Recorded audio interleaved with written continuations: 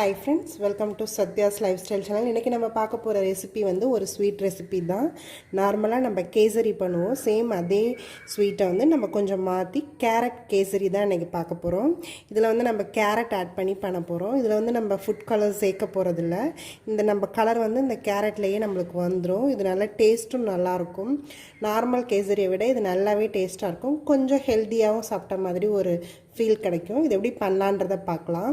இப்போ ஏதாவது அக்கேஷ்னலாக ஏதாவது பண்ணணும், ஸ்வீட் பண்ணணும்னா இது டக்குன்னு ரெடியும் பண்ணி கேசரி எப்படி 10 மினிட்ஸில் ரெடி பண்ணுறோமோ சேம் அதே டைம் தான் ஆகும்.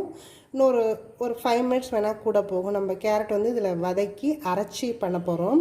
எல்லாமே இதில் கீழே தான் பண்ண போகிறோம். டேஸ்ட் நல்லாயிருக்கும், வாசமும் நல்லாயிருக்கும். கீழே பண்ணலாம்.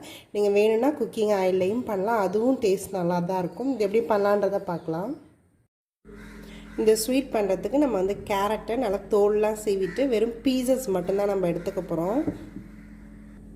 இந்த மாதிரி பீசஸாக நான் எடுத்திருக்கேன். 1 கப் வந்து நான் கேரட் எடுத்திருக்கேன். 1 கப் கேரட்னா 1 கப் ரவாங்கிறது தான் இதுக்கு மெஷர்மெண்ட்டு. நான் கடாயில் கொஞ்சமாக கீ எடுத்துக்கிறேன்.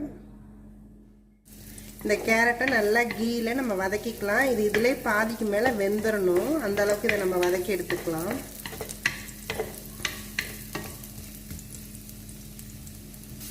இது நல்லா இந்த கீயில் வதங்கிடுச்சு, வெந்தும் போயிடுச்சு. இப்படி பண்ணி பார்த்தாலே தெரியும் நம்மளுக்கு ஸ்ப்ளிட் ஆகி வருது. இது நல்லா வெந்துருச்சு. இதை நம்ம இப்போ தனியாக எடுத்துடலாம், அந்த கேரட் மட்டும். இதே கீலையே நான் 1 கப் வந்து ரவா எடுத்திருக்கேன், அதை ஆட் பண்ணிக்கிறேன். இது நல்லா நம்ம இந்த கீலையே நல்லா வறுத்துக்கலாம். எப்போதும் எப்படி கேசரிக்கு வறுப்போமோ சேம் அதே மெத்தட் தான் இது.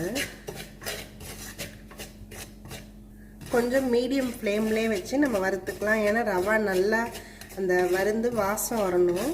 ஸோ ரொம்ப ஹையாக வச்சோம்னா அது டக்குன்னு கலர் மாறிடும். ஸோ அதனால் லைட்டாகவே சிம்மிலே வச்சுட்டு நம்ம இதை வறுத்து எடுத்துக்கலாம். இந்த ரவா வறுந்துட்டுருக்க நேரத்தில் நம்ம வந்து இந்த கேரட்டை நல்லா அரைச்சி எடுத்துக்கலாம். இந்த ரவா நல்லா வறுத்தாச்சு. இப்போ வந்து நம்ம இந்த அரைச்ச கேரட் விழுதை வந்து இதில் ஆட் பண்ணிக்கலாம்.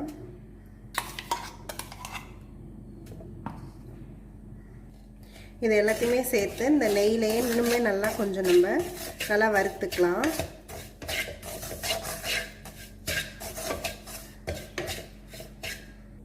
ஒரு 1/4 கப் வந்து நான் மில்க் சேர்த்துக்கிறேன். இது எல்லாத்தையுமே நல்லா மிக்ஸ் பண்ணிக்கலாம் அந்த மில்கோட. இதுலேயே இது வந்து இந்த ரவா வந்து வெந்துடும். இது நம்ம அப்படியே க்ளோஸ் பண்ணி வச்சிடலாம். ஒரு 3 மினிட்ஸ் இது நல்லா வேகட்டும். இது நல்லா 3 மினிட்ஸ் ஆயிடுச்சு. இது நல்லாவே வெந்திருக்கும். அந்த ரவா நல்லா வெந்துருச்சு. நான் வந்து இப்போ சுகர் சேர்த்துக்கிறேன். 1 கப்புக்கு நான் ஈக்குவலாக 1 கப் சேர்த்துக்கிறேன். இது உங்களோட விஷ் தான். நீங்கள் நல்ல ஸ்வீட் வேணும்னு நினச்சிங்கன்னா இன்னுமே கொஞ்சம் கூட சேர்த்துக்கிறா இருந்தாலும் சேர்த்துக்கலாம். இந்த 1 கப்பே வந்து நல்லா எனஃபாக இருக்கும் ஸ்வீட்டு. இல்லை இன்னுமே நல்லா கொஞ்சம் வேணும் அப்படின்னு நினச்சிங்கன்னா இன்னொரு 1/4 கப் வேணால் நீங்கள் ஆட் பண்ணிக்கலாம். இது நல்லா இந்த சுகர் எல்லாம் மெல்ட் ஆகி நல்லா வரட்டும். நான் இப்போ வந்து 1 ஸ்பூன் வந்து கீ ஆட் பண்ணிக்கிறேன். கொஞ்சமாக ஏலக்காய் பவுடர் ஆட் பண்ணிக்கிறேன். நான் வந்து இப்போது 2 ஸ்பூன் கிட்ட மில்க் பவுடர் ஆட் பண்ணிக்கிறேன். இது ஆப்ஷனல் தான், நீங்கள் வேணும்னா ஆட் பண்ணிக்கலாம், வேண்டானா விட்டுலாம். இது டேஸ்ட்டு கொஞ்சம் நல்லா இன்னுமே என்ஹான்ஸ் பண்ணி தருங்கிறதுக்காக நான் ஆட் பண்ணிக்கிறேன். இது நல்லா இதோட மிக்ஸ் பண்ணிக்கலாம். நீங்கள் நார்மல் கேசரி பண்ணும்போது கூட நிறுத்துறதுக்கு முன்னாடி 1 ஸ்பூன் வந்து மில்க் பவுடர் சேர்த்து நிறுத்துனீங்கன்னா நல்லாயிருக்கும் டேஸ்ட். இன்னுமே நம்ம நார்மலாக எப்போதும் ரவா கேசரி பண்ணுவோம் இல்லையா, அதுலேயும் அதே மாதிரி நீங்கள் ஆட் பண்ணி பாருங்கள், டேஸ்ட் நல்லாயிருக்கும். இப்போ நான் வந்து ஒரு பேனில் கொஞ்சமாக நெய் எடுத்துருக்கேன். இதில் கொஞ்சமாக வெள்ளரி விதையை நம்ம இந்த நெய்யில் வறுத்து எடுத்துக்கலாம்.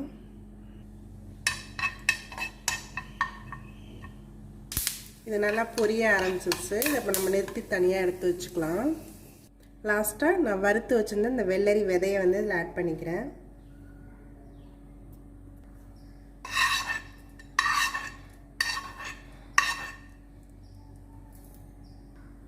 இதில் வந்து நான் வந்து வெள்ளரி விதை போட்டிருக்கேன். நீங்கள் வேணும்னா முந்திரி பருப்பு, திராட்சை எல்லாமே போட்டுக்கலாம்.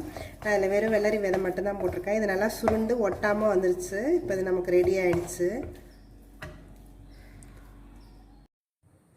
இந்த கேரட் ரவா கேசரி வந்து ரெடி ஆகிடுச்சு. இது நல்ல நார்மலாக கேசரி வந்து நம்ம பண்ணும்போது ஃபுட் கலர்லாம் சேர்ப்போம். இந்த கேரட் சேர்க்கும்போது நம்ம ஃபுட் கலர் வந்து சேர்க்க தேவையில்லை. நம்மளுக்கு அந்த கலர் வந்து இந்த கேரட்லேயே நம்மளுக்கு இதில் கெட் பண்ணிடலாம். ஸோ இது நீங்களும் இந்த ஸ்வீட்டை உங்கள் வீட்டில் ட்ரை பண்ணி பாருங்கள். இதில் வந்து நான் மில்க் பவுடர் சேர்த்துருக்கேன். அது ஆப்ஷனல், நீங்கள் வேணும்னா சேர்த்துக்கலாம். ஆனால் அது சேர்த்தா கொஞ்சம் நல்லா ஒரு க்ரீமியோட அந்த டெக்ஸ்சரில் நல்லா வரும். டேஸ்ட்டும் நல்லாயிருக்கும், மலாய் டேஸ்ட்டில் நல்லாயிருக்கும். இதை நீங்களும் ட்ரை பண்ணி பாருங்கள். என்னோடய வீடியோஸ் எல்லாத்தையும் பாருங்கள். மறக்காமல் எங்கள் சேனலை சப்ஸ்கிரைப் பண்ணுங்கள். தேங்க்யூ ஃபார் வாட்சிங்.